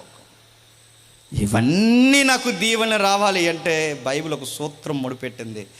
ఏమంటుంది? 4వ వచనం చూడండి. యెహోవా యందలి భయభక్తులు కలిగిన వాడు ఇలాగ ఆశీర్వదింపబడును. సియోనులో నుండి యెహోవా నిన్ను ఆశీర్వదించెను. నీ జీవితకాలం అంతయు యెరూషలేమునకు క్షేమము కలుగుట చూసేది కోసినడుతుందని చెప్పండి. దేవుడు ఎక్కడి నుంచి దీవిస్తాడట? సియోను యెరూషలేము. పాత నిబంధనలో సియోను యెరూషలేము అంటే దేవుడుండే సన్నిధి, దేవుని యొక్క మందిరం. ఆ రోజుల్లో సియోను యెరూషలేము అంటే దేవుడు ఉంటాడు, దేవుని మందిరము, దేవుని స్థలము అని అర్థం. ఈరోజు నేను అడుగుతున్నాను, దేవుని మందిరము, దేవుని స్థలం అంటే దేవుడు మనల్ని సియోనులోంచి ఆశీర్వదిస్తాడన్నాడు. ఇప్పుడు క్రొత్త నిబంధనలో కూడా మనల్ని ఆశీర్వదించాలి. సియోను యెరూషలేము నుంచి ఆశీర్వదిస్తాడంటే ఇప్పుడు ఇజ్రాయెల్ దేశం వెళ్ళమనా? ఇజ్రాయెల్ దేశం వెళ్తే దీవిస్తాడన్నా? కాదు. క్రొత్త నిబంధన సియోను మారిపోయింది, క్రొత్త నిబంధనలో యెరూషలేము మారిపోయింది, క్రొత్త నిబంధన అర్థం మారిపోయింది. క్రొత్త నిబంధనలో సియోను యెరూషలేము అంటే నీ లోకల్ చర్చ్. గుర్తుపెట్టుకో, నీ స్థానిక సంఘం అంటే దేవుడు మనల్ని ఎక్కడి నుంచి దీవించాలనుకుంటున్నాడు? సంఘములో నుంచి దీవిస్తా. ఎక్కడి నుంచట? నీ భార్యనైనా, నీ పిల్లలనైనా, నీ ఆర్థిక పరిస్థితులైనా, నీ ఆరోగ్యమైనా ఖచ్చితంగా నీకు దీవెనలు దొరికే ఒక స్థలం ఉంది. అది ఎక్కడ చెప్పు? నీ స్థానిక సంఘం. నీ స్థానిక సంఘానికి ఖచ్చితంగా నువ్వు వెళ్ళాలి. నువ్వు మానకుండా వెళ్ళాలి. నువ్వు సహవాసంలో కలిగి ఉండాలి. నువ్వు రక్షణ అనుభవం కలిగి ఉండాలి. నీకు వాక్యపు అనుభవం కలిగి ఉండాలి.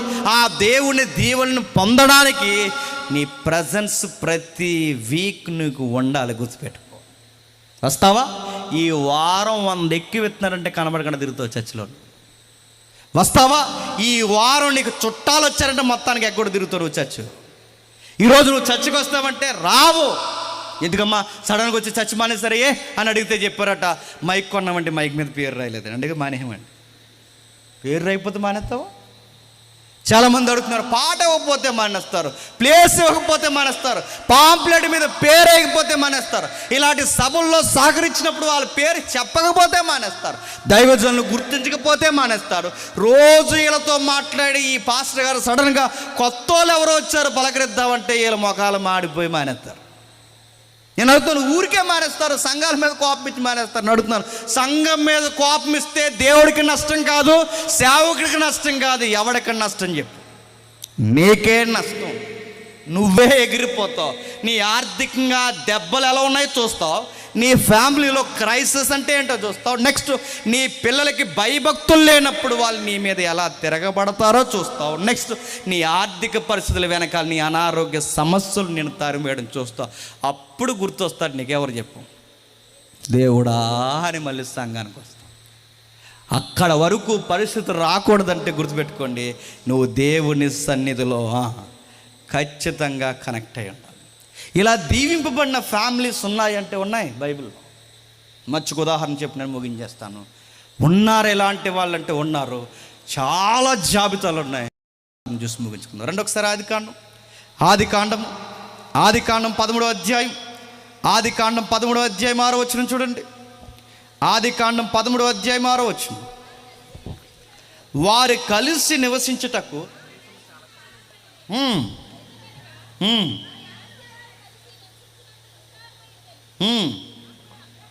అప్పుడు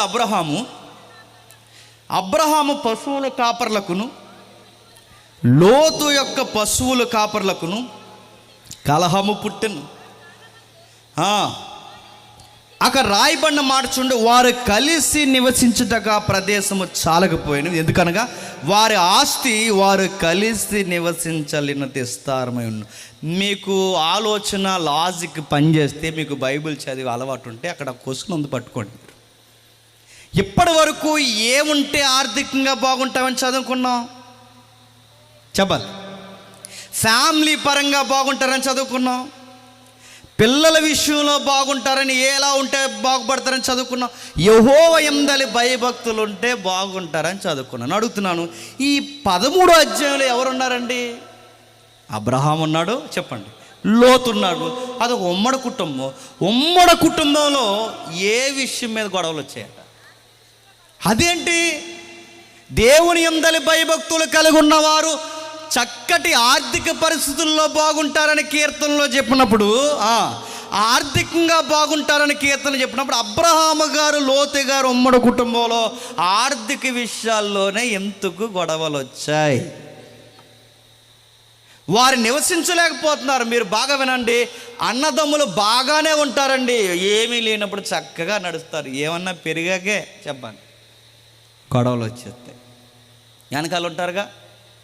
ఇక్కడ అబ్రహాముకి లోతుకి డైరెక్ట్ గొడవ రాలేదు, కానీ వెనకాల ఉన్నాయి తోకలు. ఆ తోకలెట్టే గొడవ. మన ఇంట్లో అన్నదమ్ములకి రావు, కానీ తోకలు వచ్చి గొడవలు. ఇలాగన్నదో తోక ఏంటి, ఇంకా నువ్వు అన్నయ్య తమ్ముడు అని తిరుగుతావు, ఇంకా నువ్వు తమ్ముడు అని తిరిగితే రేపొద్దున్న మనం ఏమవుతాం? మన పిల్లలు పుడితే మనం ఏమవుతాం? ఇంకా నువ్వు తమ్ముడిని సక్కబెడుతుంటే అనగా నీకు డిమ్ముని జ్ఞానోదయం అయినట్టు ఉంటుంది. వెంటనే ఏం చేయమంటావు? పెట్టే దడెట్టిచ్చి అడ్డంగా అంద తమ్ముడు అన్నయ్య చెప్తుంది, ఇంకా నువ్వు అన్నయ్య అని తిరుగుతావేంటి? ఇంకా అన్నయ్యకే పెట్టుబడి పెట్టి నువ్వు పెడితే మనము మన పిల్లలు మన బడ్జెట్ అంతా ఏమవుద్ది? ఏం చేయమంటే పెట్టించే, గోడెట్టిచ్చే. ఇద్దరికి తోకల సలహాలు ఎలా ఉంటాయి. అబ్రహాము గారికి లోతు గారికి గొడవలు రాలేదు, కానీ దమ్మిడి తేనోలు గొడవ పెడుతున్నారండి. నేను అడుగుతున్నాను, మీ కూలి పని తీసుకుని పోక వీళ్ళ గొడవలు పెట్టడం ఏంటండి? వీళ్ళు గొడవలు పెడతారు చూడండి, వీళ్ళు గొడవలు పెడుతున్నారు. నేను అడుగుతాను, వీళ్ళు ఎక్కడ గొడవలు పెట్టారు? అందరిని కాదండోయ్, వచ్చాక బాగుపడ్డ కుటుంబాలు కూడా ఉంటాయి. నేను చాలా అడుగుతాను, కొంతమంది తోకలు ఏం తెస్తారండి? ఏం తేరండి? కొందరిని అడుగుతున్నాను, అందరిని కాదు. ఏమని తెస్తా? కొంచెం మీద తెస్తారు. ఏం తెస్తారండి? మా అమ్మని ఎప్పుడు అడిగండి, ఆ పెద్ద బింది, చిన్న బింది, ఆ బకెట్టు, ఆ గమేల, ఆ చెంబులు, ఏయో రకరకాలు ఉంటాయండి. కొంచెం దేనికి అని అడిగేవాడిని నేను. తెలదు నీకు అని, దేనికైనా అడిగేవాడిని. నీకు తెలదు అలా ఉండే. ఏడాదికి ఒకసారి తెచ్చి సీరియస్గా కిందకి తెచ్చి ఇసుక తెచ్చి చింతపండు తోమి మళ్ళీ సీరియస్గా అడిగేవా. దేనికయ్యా అడ్డు? దేనికయ్యా? బంగారమా పనుకోత? దేని తోమేసి పెడేస్తుంటాడు. అయ్యే పెద్ద ఆస్తి. గట్టిగా మాడతా, గంగాలు తప్ప ఏం తెచ్చారండి? వీళ్ళు అంటారు, ఏమని చెప్పినా అదే అంటారండి. ఎవరన్నా అన్నదమ్ముల మధ్య గొడవ పెడతా అంటే, ఈ గొడవలు ఎట్టి వాళ్ళ ముందేళ్ళు 10 లక్షలు తెమ్మని చెప్పండి ఇంటికి వెళ్ళి. అప్పుడు చెప్పమని సలహా. వీళ్ళ నాన్న కష్టపడి, వీళ్ళిద్దరు ఏదో గుట్టే కష్టపడి ఈరోజు కలిపి కట్టుకుంటే వీళ్ళ గొడవ పెడుతున్నారంటే వీళ్ళని ఏమనాలండి? నువ్వేం తెచ్చి కొంచెం మిజులు తప్ప అందరినీ కదండో చక్కగా తెచ్చిన వాళ్ళు మళ్ళీ ఇదో గొడవ. మహిళా సంఘాలు వచ్చిద్దరు. అందరిని అంటలేదు, కేవలం మాంగారం వల్లే బాగుపడిన వాళ్ళు ఉన్నారు, అత్తింటి వల్లనే బాగుపడిన అల్లుళ్ళు ఉన్నారు, భార్య వచ్చిన తర్వాత ఆర్థికంగా బాగున్న అల్లుళ్ళు ఉన్నారు. ఇది కూడా ఉందండి. ఆ కేసుల కోసం చెప్పట్లేదు నేను, కొన్ని చెప్తున్నాను. గొడవలెట్టే బ్యాచ్ పెట్టారట. నాకు క్వశ్చన్ ఏంటంటే, ప్రశ్న ఏంటంటే అడుగుతున్నాను, అసలు అబ్రహాము గారికి ఉన్నంత భయభక్తులు మనకు ఉన్నాయంటారా? అబ్రహాం గారికి ఉన్న భక్తి శ్రద్ధలో విశ్వాసం మనకు ఉందంటారా? అంత విశ్వాసం మనకు లేనప్పుడు యెహోయందలి భయభక్తులు కలిగిన వాడు నిశ్చయముగా దీవింపబడతాడన్న సూత్రం ఎందుకు అబ్రహాం జీవితంలో వర్తించట్లేదు? ఎంత భక్తి ఉన్నా భక్తులు కూడా అక్కడక్కడ స్వనిర్ణయాలు చెప్పండి తీసుకున్నారు. అంటే ఈ వచ్చిన ఆస్తులు యథార్థంగా కష్టపడితే వచ్చినవి కాదా అని మీరు అడిగితే మీరు ఏమనుకుంటే అనుకోండి, అబ్రహాము గారు కుటుంబం యథార్థంగా కష్టపడితే వచ్చిన ఆస్తులు కాదు, అవి అడ్డగోలు ఆస్తులు. అడ్డగోలు ఆస్తుల కనుకే కుటుంబంలో గొడవలు వచ్చాయి. అడ్డగోలు ఆస్తుల కొరకే ఉమ్మడి కుటుంబం ఇడిపోయే పరిస్థితులు వచ్చింది. అడ్డగోలు ఆస్తుల కనుకే ఆస్తులే గొడవలే. అదేంటి సార్ అబ్రహాం గారి లైఫ్లోకి అడ్డగోలు ఆస్తులు ఏంటంటే, అవును, ఒకడు మోజు ఎక్కువైపోయి ఇస్తే వచ్చిన ఆస్తులు. ఎవరి మీద మోజు? శారమ్మ మీద మోజు. శారమ్మ మీద మోజు ఏంటి? మీరు ఇంటికి వెళ్ళిన చదవండి. ఆ దేశంలో కరువు వస్తే ఆ కరువు వచ్చినందుకు ఆ కరువును తట్టుకోలేక కానాను భూభాగాన్ని వదిలి అబ్రహాం గారు ఎక్కడికి వెళ్ళారట? ఐగుప్తి వెళ్ళారట. అక్కడ ఐగుప్తికి వెళితే ఐగుప్తీలు అందరూ శారమ్మని చూసి మాట్లాడుకుంటున్నారు. అరే ఎంత న్యాచురాలిటీ బ్యూటిఫుల్గా ఉంది, ఎవర్రా ఈవిడని సామాన్యులు పబ్లిక్ మాట్లాడుకుంటున్నారు. సామంతుల దగ్గర నుంచి సామాన్యులకు ఎందుకంటే ఐగుప్తులో ఎప్పుడు బ్యూటీకి ఇంపార్టెన్స్ ఇస్తారు. అందుకే చూడండి, బ్యూటీ కోర్స్ అంతా పుట్టింది ఎక్కడంటే ఐగుప్తులోనే పుట్టింది. లిఫ్ట్కి పుట్టించింది ఈజిప్టియన్స్, ఫేస్ ప్యాక్లు పుట్టించింది ఈజిప్టియన్స్, ఆ నైల్ నది ఒడ్డునే అన్నీ పుట్టి. అందుకే చూడండి, ఆ సగరాలు పెట్టేవారు మనవరికి, ఆ పుట్టించింది విగ్గులు ఎక్సెట్రా ఎక్సెట్రా, ఈ కోర్స్ అంతా పుట్టించింది ఈజిప్టియన్సే. వాళ్ళే పుట్టించారు. అందుకే వాళ్ళు ఎక్కువ అలంకరించుకుంటారు. ఆ రాణిలు కానీ సామంతులు కానీ సామాన్యులు కానీ వీళ్ళు అలంకరించుకుంటే వచ్చిన అందాలు, ఏం అలంకరించుకోకపోయినా వచ్చిన అందం శారమ్మ. అందుకే డిస్కషన్ స్టార్ట్ అయింది. అరే ఎవర్రా ఇంత న్యాచురల్గా ఉంది ఇవిడంటే, ఎవరెవరని చూస్తున్నారు. సామాన్యులు మాట్లాడటమే కాదు, రాజుగారు పనిచేసే దగ్గర ఎమ్మెల్యేలు ఎంపీలు కూడా మాట్లాడుతున్నారు. వాళ్ళేం మాట్లాడుతున్నారు, వాళ్ళే పట్టినారు. చూడండి 14 వచ్చును. అబ్రహాం ఐగుప్తులో చేరినప్పుడు ఐగుప్తి ఆ స్త్రీ యొక్క మిక్కిలి సౌందర్యవతి ఉండి చూసిరి. 12వ అధ్యాయం 14 వచ్చును. ఫరో యొక్క అధిపతులు ఆమెను చూసి ఫరో ఎదుట ఆమెను పొగిడి. అధిపతులు ఎవరిని పొగుడుతున్నారట? సార్ ఆవిడెవరో సార్ విజిటింగ్ వచ్చారు, ఫారినర్ అనుకుంటా, చాలా అందంగా ఉంది సార్ అని చెప్తున్నారట. ఎవరి కోసం? మంత్రులు పని ఏంటండి? నేను అడుగుతాను చెప్పండి, మంత్రులు పని ఏంటండి? ఆ ఏరియాలో నీరు అద్దడం ఉందంట, మనకు కొంచెం నీరు పంపించాలి. ఇక్కడ సరిగ్గా వసతులు లేవట, వసతులు పంపించాలి. ఇక్కడ ఇలా పరిస్థితులు ఉన్నాయి, ఇక్కడ పూరు గుడిసెలు ఉన్నాయి, ఇక్కడ స్థలాలు లేవు. ఇవి చెప్పాలి కదండి. గ్రాఫ్ ఇదే కదండి. ఏ నియోజకవర్గంలో ఏం జరుగుతుందో ఇవేమీ చెప్పకుండా ఈ మంత్రులు అన్నారట, సార్ ఆవిడ ఎవరో వచ్చింది సార్, చాలా అందంగా ఉంది. ఇలా మంత్రులు అంటారు, కంత్రులు అంటారు చెప్పండి. మంత్రులా? ఈరోజు మీరు రాజకీయాలు చూస్తున్నారా? ముఖ్యంగా మనం ఏపీ రాజకీయాలు చూస్తున్నారా? ఒక్కడు నేను సరిగా చెప్తున్నాను, ఒక్కడు పద్ధతిగా మాట్లాడున్నాడు చెప్పండి. ఏం మాట్లాడుతున్నారు? నీకు 4 రా అన్నారు. ఈడన్నాడు నీకు 30 రా అన్నారు. కార్యకర్త అన్నారంట, మా వాడన్నాక ఆ మాత్రం ఉండాలిరా అన్నారు. గొప్ప రాజకీయాలు మనకి. మాకు ఏం చేస్తారని చెప్పుకోలేదు లేరు.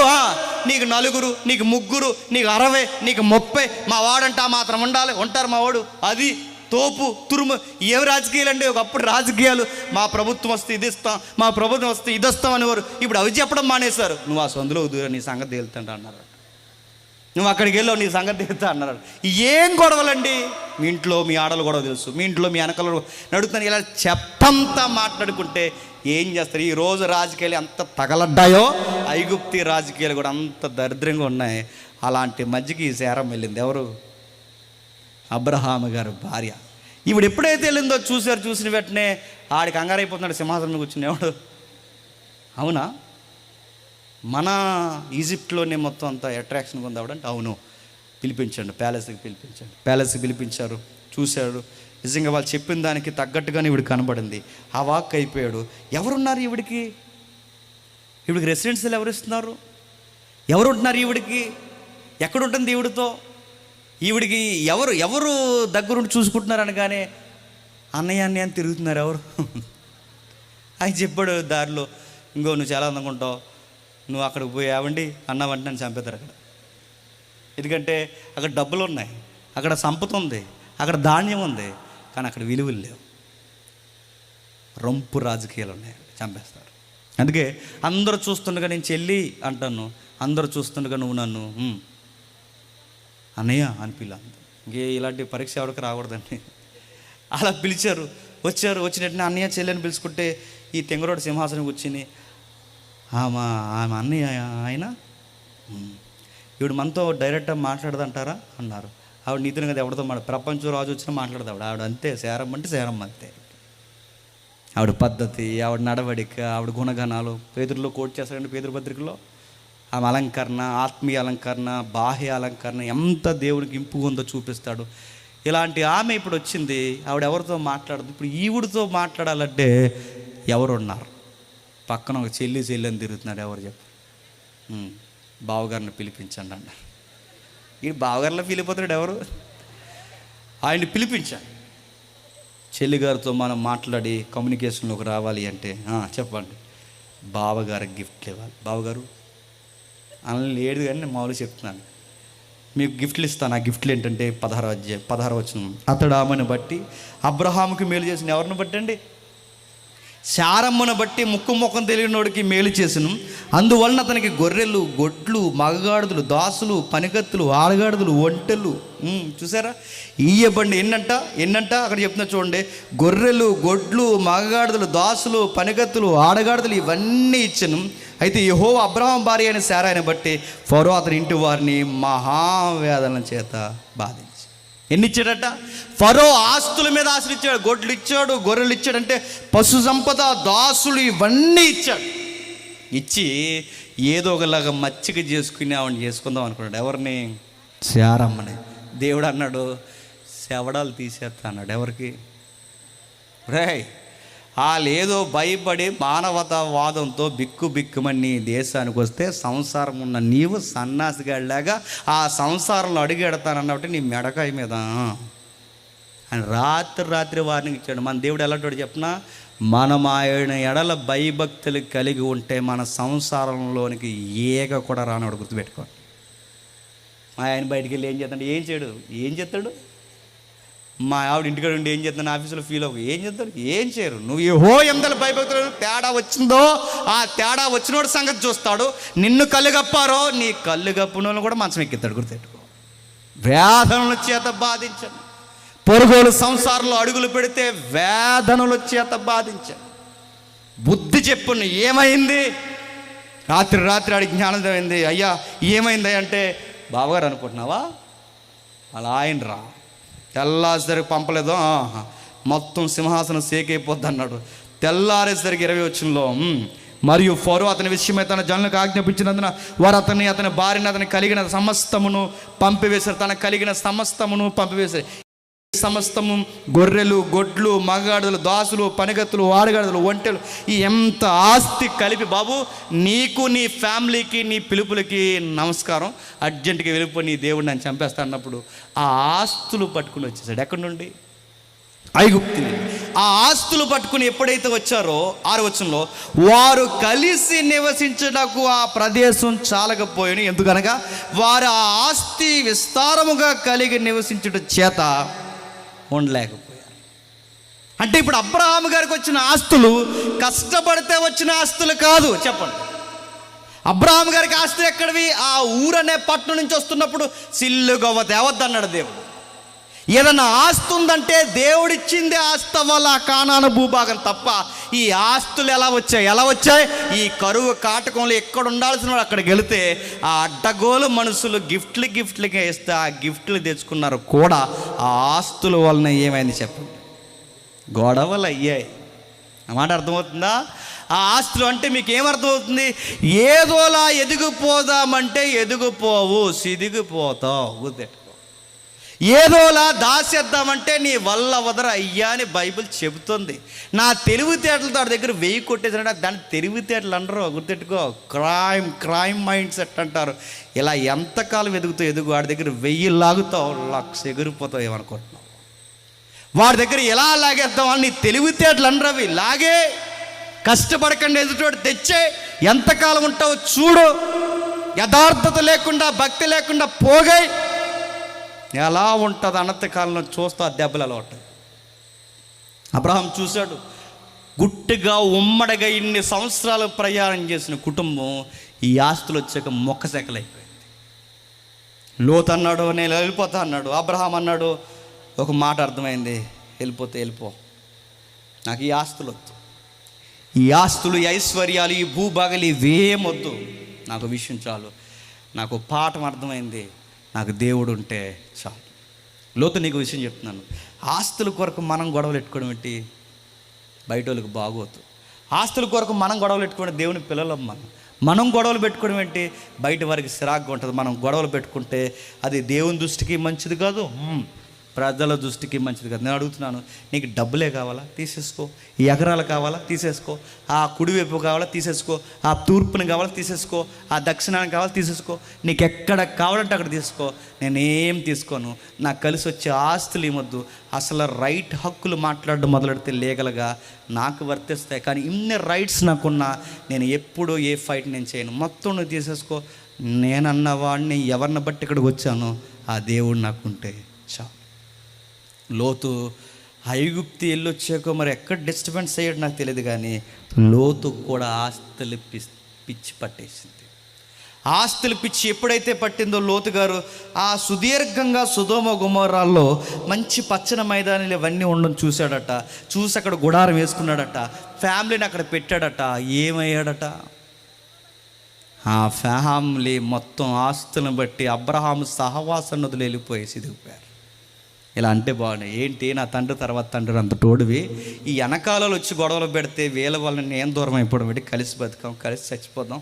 దేవుడి పిలుపు నీ పిలిపే నా పిలుపుని అనుకుని వచ్చాను, నీ భక్తే నా భక్తి అని అనుకుని వచ్చాను, నీతో పాటు నేను ఉంటాను, నువ్వు ఎక్కడ చచ్చిపోతే నేను అక్కడే చనిపోతాను అని రూతమ్మలా మాట్లాడితే బాగున్న లోతు అలా వెళ్ళిపోతావంటే వెళ్ళిపోతాను అన్నాడు. వెళ్ళిపోయాడు. ఏమయ్యాడు?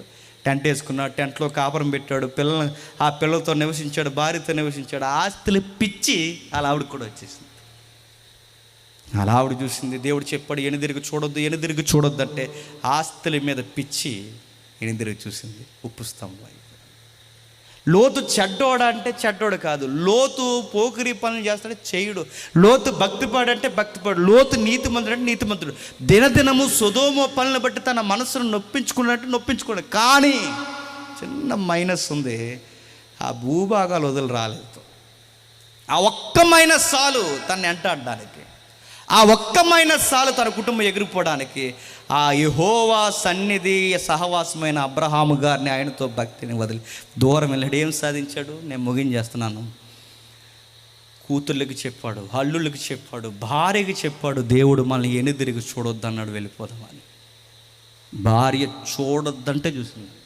నేను అడుగుతున్నానండి, కనబడిన దేవుని మాట ఎలాగో ఇవిడ బుర్రకెక్కలేదు, కనీసం భర్త మాట అయినా గౌరవించాలి కదండి.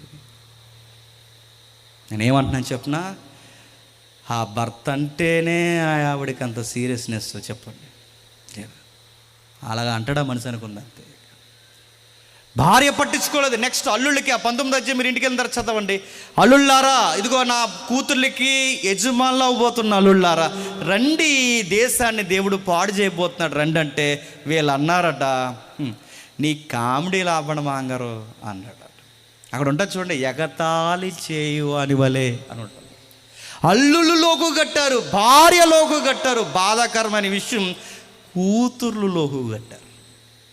కూతుర్లు ఎంత లోకు చెప్పినా నాన్నకి మద్యం పట్టించేసి చేయకూడని పని చేద్దాం అనుకున్నారంటే అంతలోకి లోతు గారంటే. మెలకు వచ్చిన తర్వాత సృహ ఆ యొక్క మత్తు వదిలిన తర్వాత ఇదే పిచ్చి పని ఏమండా అనా లేడా?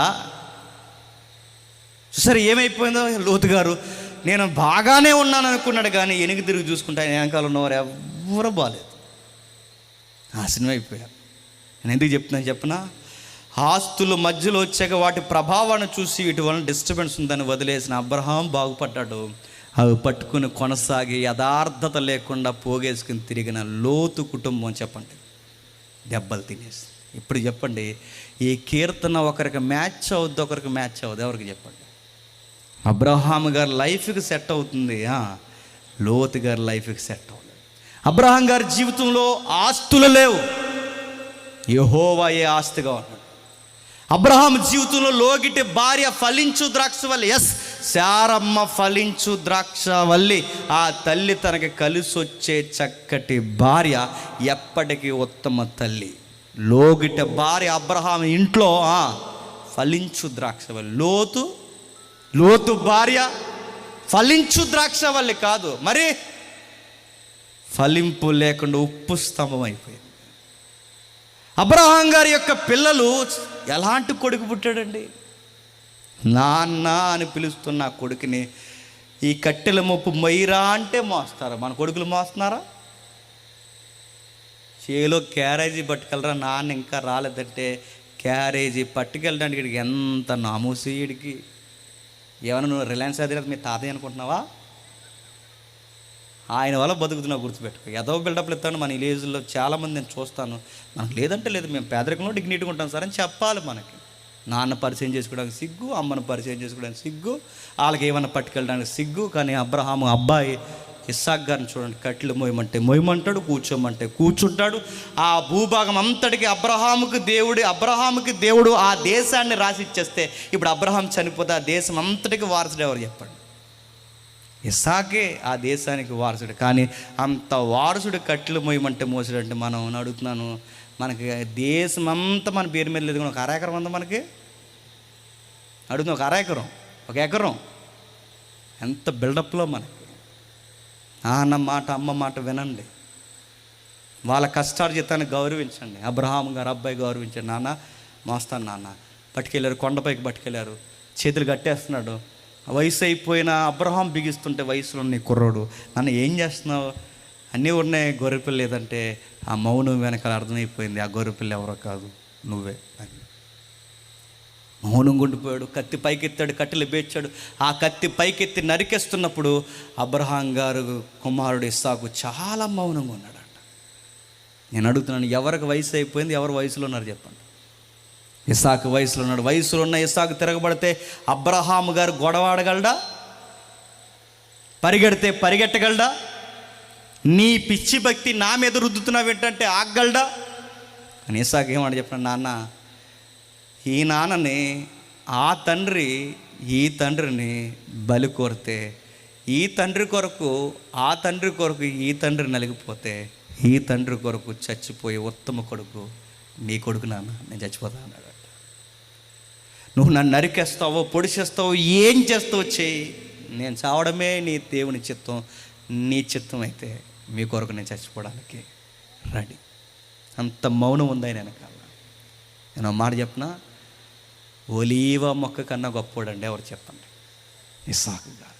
నీ భోజనపు బల దగ్గర నీ పిల్లలు ఒలీవ మొక్కలు, ఒలీవ మొక్క కన్నా గొప్పోడండి. జీవవృక్షం లాంటి కొడుకు పుట్టాడు.